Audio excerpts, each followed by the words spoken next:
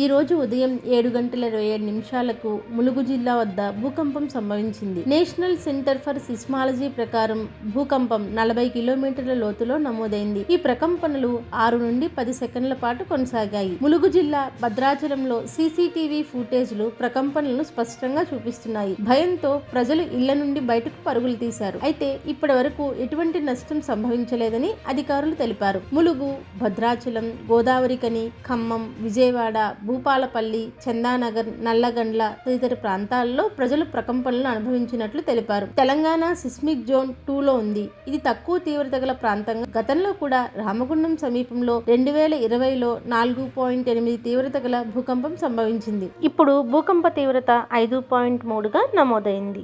భూకంపానికి ప్రధాన కేంద్రం ములుగు జిల్లా మేదారం ప్రాంతమని నిపుణులు పేర్కొన్నారు. ఇది గోదావరి రిఫ్ట్ జోన్లో ఉందని, ఇటువంటి ప్రకంపనలు మామూలేనని తెలిపారు.